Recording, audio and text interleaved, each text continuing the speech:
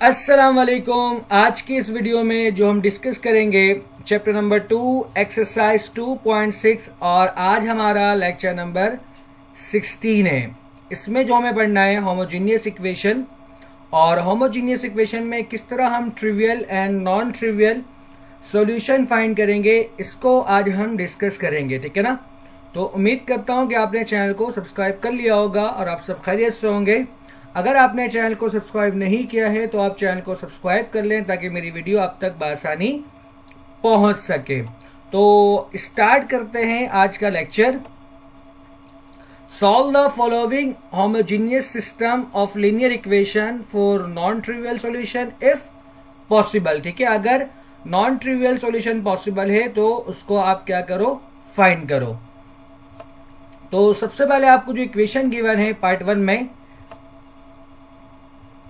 तीन इक्वेशन आपको गिवन है। x plus 2y minus 2z equal to 0, 2x plus y plus 5z equal to 0, 5x plus 4y plus 8z equal to 0।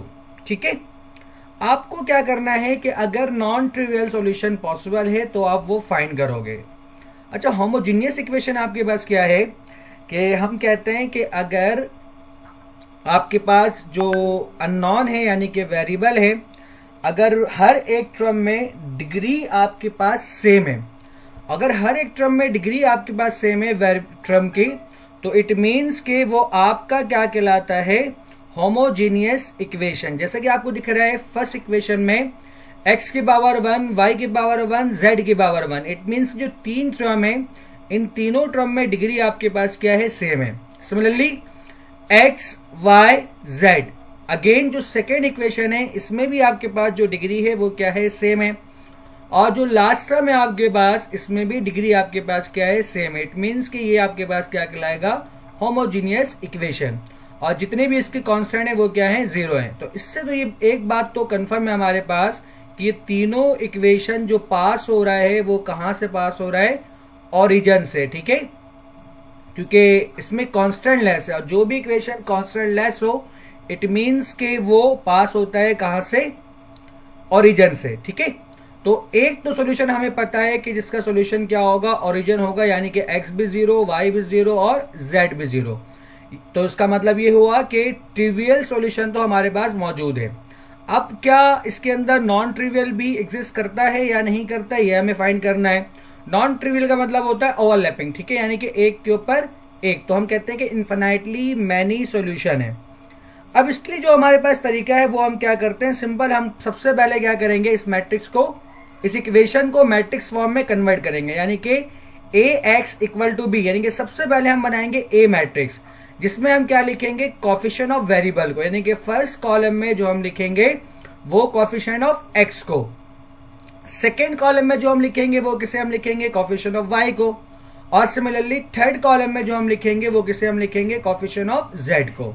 साथ में एक और एक मैट्रिक्स बनाएंगे जिसमें हम क्या लिख देंगे, वेरिएबल जो हमें गिवन है x, y, z, और इक्वल टू के बाद हम लिखते हैं कांस्टेंट जो कि हमारे पास क्या है, 0, 0 एंड 0। ठीक है, अब हम क्या करेंगे, इनको फिर हम नाम देते हैं। पहले वाले मैट्रिक्स को जो कोफिशिएंट है उसे हम कह देते हैं a, जो वेरिएबल है आपके पास उसको हम कहते हैं कैपिटल X, और जो लास्ट में कांस्टेंट है उसे हम क्या कहते हैं, b। ठीक है, सैंपल वैसे आप खुद भी दे सकते हो, लेकिन जो कि आपके बुक में जो गिवन है हम उसको ही क्या करेंगे, प्रेफर करेंगे। अब नेक्स्ट जो टारगेट है आपके पास, जो आपके पास ए मैट्रिक्स है, कोफिशिएंट है, उसका आप रैंक फाइंड करोगे। ठीक है, अगर रैंक नंबर ऑफ वेरिएबल के बराबर आता है तो इसका मतलब यह है कि उसके अंदर नॉन ट्रिवियल सॉल्यूशन जो है एग्जिस्ट नहीं करेगा, उसमें सिर्फ और सिर्फ क्या होगा, ट्रिवियल सॉल्यूशन होगा, यानी कि 0,0,0। ठीक है, और अगर रैंक छोटा हो किससे, नंबर ऑफ वेरिएबल से, तो हम फिर ये कहते हैं कि उसके अंदर जो है नॉन ट्रिवियल सॉल्यूशन भी एग्जिस्ट करता है। तो हम यानी कि सबसे पहले हमें क्या करना है, इसका रैंक फाइंड करना है। ठीक है, और अगर रैंक नंबर ऑफ अननोन से, नंबर ऑफ वेरिएबल से छोटा होगा तो इट मीन्स के हम क्या कहेंगे कि इसके अंदर नॉन ट्रिवियल सॉल्यूशन एग्जिस्ट करेगा, यानी कि इन्फिनाइटली मैनी सॉल्यूशन। अच्छा, एक बात मैं आपको यह बता दूं कॉन्सेप्ट के लिए कि किसी भी मैट्रिक्स में मैक्सिमम रैंक कितना हो सकता है, तो किसी भी मैट्रिक्स में मैक्सिमम रैंक जितने उसके रॉ होंगे उतना ही मैक्सिमम रैंक हो सकता है, उससे ज्यादा रैंक नहीं हो सकता। तो यहाँ पर दो ही बात हो सकता है, या तो रैंक चूंकि अननोन भी 3 है XYZ और यहाँ पर नंबर ऑफ रॉ भी कितने हैं 3 है, तो या तो बराबर हो सकता है रैंक, या फिर रैंक क्या होगा कम होगा, इससे ज्यादा रैंक नहीं हो सकता। ठीक है, तो स्टार्ट करते हैं, चेक करते हैं। सबसे पहले हम रैंक फाइंड करते हैं और देखते हैं कि रैंक क्या अननोन के बराबर है या अननोन से कम है। अगर अननोन से कम है तो फिर मैं आपको बताऊंगा कि इनफिनाइटली मैनी सोल्यूशन यानी कि नॉन ट्रिवियल हम किस तरह फाइंड करते हैं। रैंक मैं आपको पढ़ा चुका हूं लास्ट लेक्चर में, एक्सरसाइज 2.5 में, वहां पर रैंक भी पढ़ाया, इचलॉन फॉर्म भी पढ़ाया। तो वहां मैंने आपको बताया था कि रैंक फाइंड करने के लिए सबसे पहले आपकी मर्जी है, वैसे 1 बनाना जरूरी तो नहीं होता, लेकिन बेहतर ही आप एक ही पैटर्न को लेकर चलो तो आपके लिए बेहतर है। तो सबसे पहले फर्स्ट एलिमेंट को हम क्या करते हैं, यानी कि फर्स्ट रॉ के लिए हम लीडिंग एलिमेंट बनाते हैं। तो लीडिंग एलिमेंट को हम क्या बनाते हैं 1, क्योंकि ऑलरेडी हमारे पास क्या गिवन है 1 गिवन है। अब 1 के बिलो जितने भी नंबर होंगे इसको हम क्या करेंगे 0 बना लेंगे। तो यानी कि हमें 2 को 0 बनाना है और किसको 0 बनाना है 5 को 0 बनाना है। ठीक है, इस लेक्चर को आप कॉपी कर ले इसको यहां तक, क्योंकि अब मैं जो है अगले पेज में जाऊंगा। ठीक, तो 2 को 0 बनाने के लिए आप पिछले वाले में क्या करेंगे, आप फर्स्ट रॉ को आप 2 से मल्टीप्लाई करवाओगे। ठीक है, जैसे मैंने यहां पर लिखा भी, और 2 - 2 R1, और 2 से मल्टीप्लाई करवाने के बाद आपको क्या करना है, रॉ 2 को सब्ट्रैक्ट करवा देना है किससे, रॉ 1 से। सही है, तो आपके पास ये 0 बन जाएगा। अब अगेन इसी तरह इस 5 को भी आपको क्या करना है 0 बनाना है। तो इस 5 को 0 बनाने के लिए हम क्या करेंगे, अगेन जो हम हेल्प लेंगे वो किससे हेल्प लेंगे, लीडिंग एलिमेंट से। ठीक है, तो लीडिंग एलिमेंट आपका क्या है, ये 1 है। तो ये 5 0 कब बनेगा, जब ये 5 से सब्ट्रैक्ट होगा। तो इसका मतलब रॉ 1 को हम 5 से मल्टीप्लाई करवा देंगे, 5 1 दा 5, 5 2 दा 10, और ये हो जाएगा आपके पास माइनस का 10। ठीक है, और अब आप क्या कर सकते हो, इन दोनों को आप सब्ट्रैक्ट कर सकते हो। तो 5 - 5 आपके पास क्या बनेगा 0, 4 - 10 आपके पास क्या बनेगा -6, और 8 - 10 यानी कि 8 - 10 ये हमारे पास हो जाएगा +18। ठीक है, ये हमारा हो गया पहला टास्क कंप्लीट। इसके बाद हम क्या करते हैं, जो सेकेंड एलिमेंट में हम लीडिंग एलिमेंट ढूंढते हैं। तो ये जो सेकेंड रॉ में पहला एलिमेंट तो 0 है, दूसरा एलिमेंट क्या है -3, यानी कि तो हम कहते हैं किसी भी रॉ में जो पहला नॉन जीरो एलिमेंट होगा वो हमारा क्या होता है, लीडिंग एलिमेंट होता है। इट मीन्स के ये -3 हमारा लीडिंग होगा। तो इस -3 को सबसे पहले हम क्या बनाएंगे 1 बनाएंगे। इसका मतलब ये है कि रॉ 2 को हम डिवाइड करवा देंगे -3 से। तो जब आप रॉ 2 को -3 से डिवाइड करवाओगे तो -3 डिवाइड बाई 3 आपके पास क्या बनेगा 1, और 9 को जब आप -3 से डिवाइड करवाओगे तो आपके पास क्या बन जाएगा -3। अब चूंकि रैंक फाइंड करने के लिए आप कहते हो कि हम किसी भी मैट्रिक्स को रिड्यूस करते हैं रिड्यूस इचेलॉन फॉर्म में, तो इसका मतलब ये हुआ कि सबसे पहले हम क्या करेंगे 1 के बिलो जो नंबर है इसको हम 0 बनाएंगे। अब 1 के नीचे क्या है 6 है, तो ये -6 0 कब बनेगा, जब इसके साथ +6 होगा। तो हमेशा 0 बनाने के लिए जो हम हेल्प लेंगे, तकरीबन ये सबसे आसान तरीका होता है कि अब हेल्प लो किससे, लीडिंग एलिमेंट से।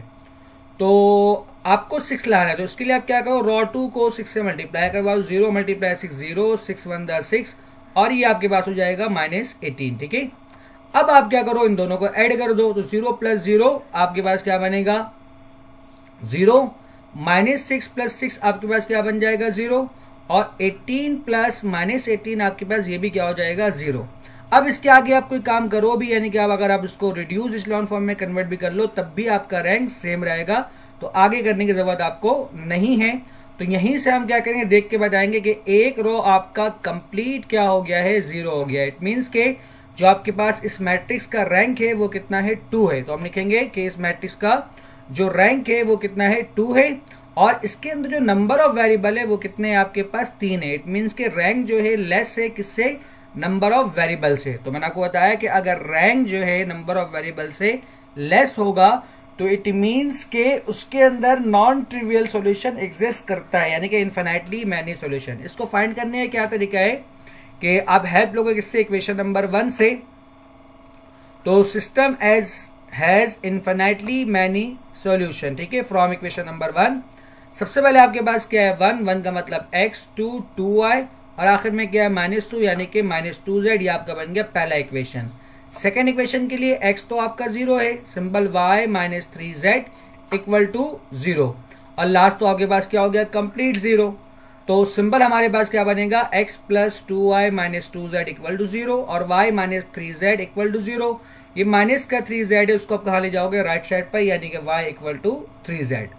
अब आप अपनी मर्जी से आप क्या करोगे, फिर आप z को आप लेट कर लोगे। वी कंसिडर कि z equal to k, where k not equal to 0। ठीक है, चूंकि बुक में k सपोज किया है तो हम भी यहाँ पर क्या करेंगे, k सपोज करेंगे, यानी कि z हमारा किसके बराबर है, k के, where k not equal to 0। अब इस k की वैल्यू को आप इक्वेशन 1 और इक्वेशन 2 दोनों में आप क्या करो, पुट कर दो, यानी कि फर्स्ट इक्वेशन में और सेकेंड इक्वेशन में। तो सबसे पहले हमारे पास क्या था, y इक्वल टू 3z, तो z किसके बराबर है, k के, तो हम क्या करेंगे, ये बन जाएगा हमारे पास y equal to 3k। Similarly अब हमारे पास y किसके बराबर है, 3k के, और z किसके बराबर है, k के। तो इन दोनों वैल्यू को हम कहां पुट कर देंगे, फर्स्ट इक्वेशन में, यानी कि ये हमारे पास बन जाएगा x प्लस 2 और y किसके बराबर है, 3k के। सिमिलरली माइनस 2z, तो z किसके बराबर है, k के। इसको आप सिम्प्लीफाई करो तो इसका मतलब आपके पास जो x है वो किसके बराबर हो जाएगा, माइनस 4k के। अब हमने x, y और z तीनों के k के फॉर्म में लिख लिया है, तो बुक में फिलहाल यहीं तक आंसर दिया हुआ है। मैं आपको फिर भी तरीका बता दे रहा हूं।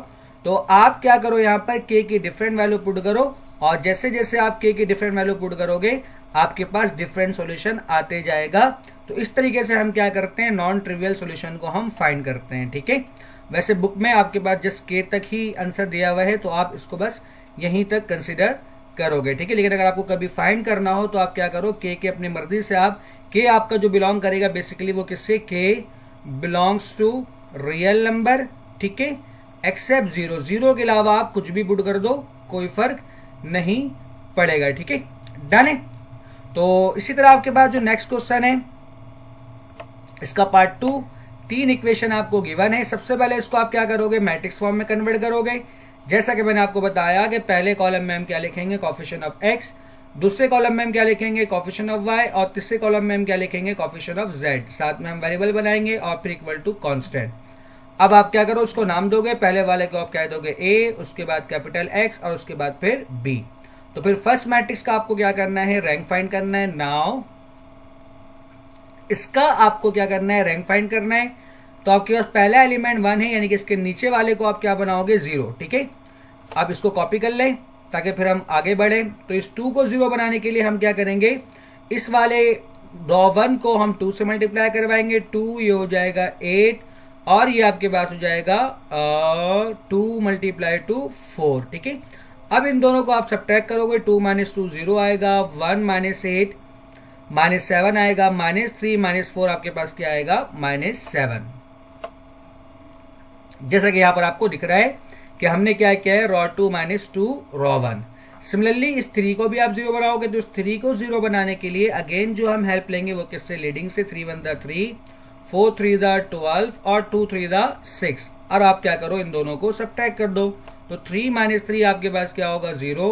2 माइनस 12 आपके पास क्या होगा, माइनस 10, और माइनस 4 माइनस 6 आपके पास क्या हो जाएगा, माइनस 10। अब इस माइनस 7 को आपको क्या करना है, 1 बनाना है। तो आप क्या करो, इसको कंप्लीट आप माइनस 7 से डिवाइड करवा दो। तो minus 7 divide by 1, minus 7 divide by 1। अब इसके बिलो आपको 0 करना है, तो सिंपल इसको आप 7 10 से मल्टीप्लाई करवाओ। 0 मल्टीप्लाई 10 10, 1 मल्टीप्लाई 10 10 और 1 मल्टीप्लाई 10 10। और अब रॉ 3 और रॉ 2 को आपस में सब्ट्रैक्ट कर दो। 0 माइनस 0 0, सॉरी ऐड करना है।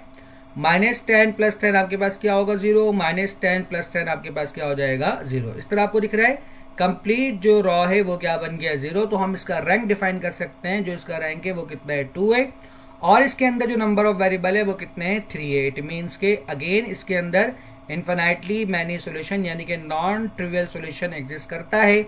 और कितना करता है, इन्फिनाइटली मैनी सोल्यूशन। ठीक है, यानी कि रैंक ऑफ ए जो है लेस देन है किससे, 3 से। मैंने आपको अभी तरीका बताया कि आप फिर हेल्प लोगे किससे, system has infinitely many solution from equation 1। इसको हमने क्या कह दिया, इक्वेशन नंबर 1। अब आपको दिख रहा है पहला क्या है, 1 4 2, यानी कि 1 का मतलब है x, ये है y और ये क्या है आपके पास z। तो ये बन जाएगा x plus 4y plus 2z। अगला वाला क्या बनेगा, चूंकि x 0 है तो y प्लस z, तो प्लस का z उस तरफ जाएगा, क्या होगा, माइनस का z। अब आप z को लेट कर लोगे k के बराबर। वी कंसीडर कि z किसके बराबर है, k के, इसी तरह फिर आप क्या करो, तो y किसके बराबर हो जाएगा आपका माइनस के। अब इस z और y की वैल्यू को आप पहले वाले इक्वेशन में पुट करो, तो x प्लस 4y है, y किसके बराबर है माइनस के प्लस 2z और z आपका किसके बराबर है, यहां पर मैंने बाय मिस्टेक z आपका बराबर है प्लस के, ठीक है। इसको आप सिंप्लीफाई कर लो तो आपके पास क्या बन जाएगा, माइनस का 4k और ये होगा प्लस का 2k, ठीक है। माइनस 4k प्लस 2k होता है आपके पास, ये इसको सही कर लिएगा आप, माइनस 4k प्लस 2k आपके पास होता है, कहीं मिस्टेक तो मैंने नहीं किया है ना, ठीक है। तो माइनस 4k प्लस 2k आपके पास क्या बनेगा, माइनस का 2k, उस तरफ जाएगा क्या हो जाएगा प्लस का 2k। इसको आप एक बार फिर से भी देख लिया कहीं मिस्टेक किया तो। वैसे आपके पास यहां पर क्या होगा, इसका आंसर हो जाएगा, जैसे मैंने आपको बताया। अगर आपको फाइंड करना है तो आप यहां पर क्या करो, डिफरेंट वैल्यू को आप पुट कर दोगे और पुट करने के बाद आपको दिखेगा कि इसका आंसर क्या आएगा। वैसे बुक में यहीं तक आंसर दिया हुआ है। तो उम्मीद करता हूं कि आज का लेक्चर आपको समझ में आया होगा। वीडियो देखने के लिए शुक्रिया, अल्लाह हाफिज।